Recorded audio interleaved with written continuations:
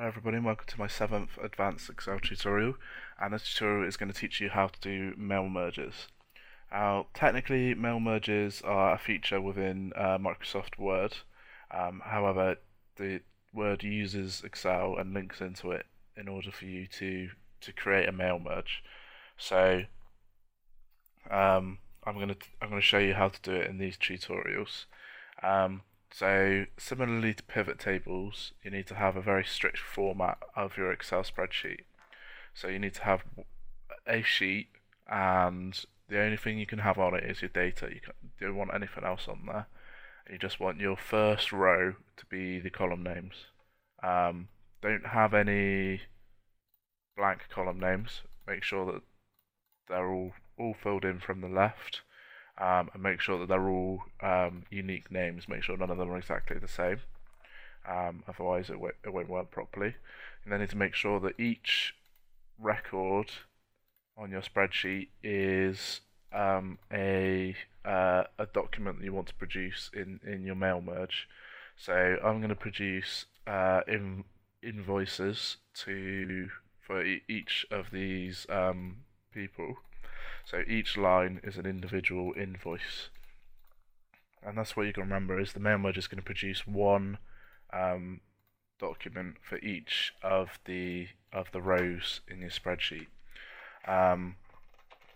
Make sure that you don't have any gaps, because then it's going to try and produce a document with a load of white space in it. So get rid of that. Even if they're hidden, it's still gonna recognise that they're there. So make sure there's no gaps in your data whatsoever. If you have people inputting in a certain format and you need it in a different format, then cut it out and put it in a different format every time, and make sure it's in this one when you do your mail merge. So then just save that somewhere. I've saved it into a tutorials folder. Save that, and then we can close this down. We don't need that now. We go into Microsoft Word. So I've just opened up a new document. I haven't done anything in it yet other than just save it in the tutorials folder. And this is what we want to do. Okay, so let's just give it a quick title. So invoice. Right, and then we want to go. Let's just make that invoice for your purchase.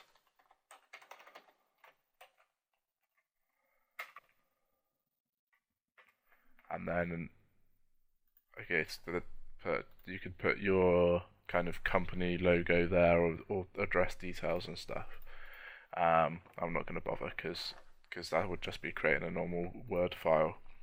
Now you want to go into Tools, Letters and Mailings, Mail Merge, and this is going to open up this tab here. So we're on step 1 of 6. So what type of document are you working on? I'm going to put a letter. Click Next. How do you want to set up your letters? Use the current document. You can do from templates, and you can load up a template that you've already created before, or you can load from an existing document, but I haven't created any document yet, so I'm going to use the current document. Click Next. So this is select recipients. So use names and addresses from a file or database. So you click on Browse. You can connect directly into like an Access database if you need to, and it will have the same effect, or into any SQL connection. But I'm going to do it to a spreadsheet. So I'm going to click on the spreadsheet, click on Open, and then it's going to show you all of the sheets within that workbook. So select the sheet that you want to do. Mine's Customers, and make sure the first row of data contains column headers is ticked, because the first row of the data does contain column headers. Click OK, and then it's going to show you the data then. You can't edit it, but you can go through and tick which ones you want. So if there's any in there that you don't want running, then you just untick them. You can select all and refresh if you've done updates on the back end. So just tick the ones you want, click OK, and then click on next, write your letter. So we're going to want to go to toolbars and mail merge. And then this gives you the mail merge toolbar that you're going to need in order to write your letter. So I'm going to go through and write the letter as we go. So I'm going to close that off for now. So here we're going to have address. And I don't want this to be underlined or bold. So address. So what we want this to be is the person's name and then their address. But we don't want to just write in the addresses because we want it to create a new document for each person. So if you go to insert, it's going to be one of these. I just need to work out which one. Right, so click on this one here, insert merge fields. There we go, I've got the thing actually coming up now. Don't know why it wasn't bothering before. Insert merge fields. And then you've got a list of all the columns in your spreadsheet. So we're going to want salutation first. And then close, because we want a space in between the salutation and the next thing. So I've put a space in there.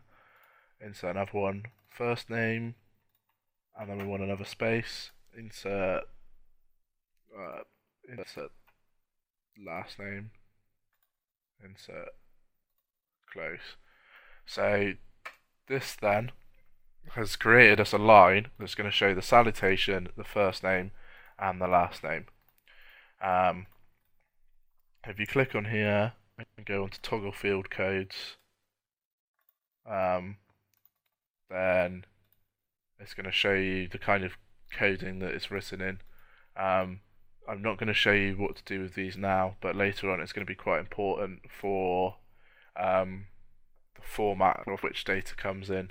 So just untoggle them for now and just have it as the actual name of the thing. So I'm going to show you what this looks like. So let's go back to tools, mail merge, and preview your letters. And then you'll notice now that it's replaced those individual things with the actual names from the spreadsheet, recipient 1. And as you go through the different recipients using either the thing on the side here or the things up here, you notice that it's changing the name for each of the person, and it's going to generate a different document every time. So let's go to previous and let's fill the rest in. So on the next line we want the house number, and then we want another space, and then we want the street name, and then lastly we want the postcode. And then if we go back and preview this, then you'll notice that it's also filled in all of the addresses for us as well. And I've only done it with 6. You can do it with as many as you want. So you can do it with 50,000 different customers, or different invoices in this case, and just put them all through. So that is how you create the basics of it. And that's going to be it for this tutorial. In the next tutorial I'm going to show you how to complete the rest of the mail merge, and how to run it. So thanks for listening, and I hope to catch you in the next tutorial.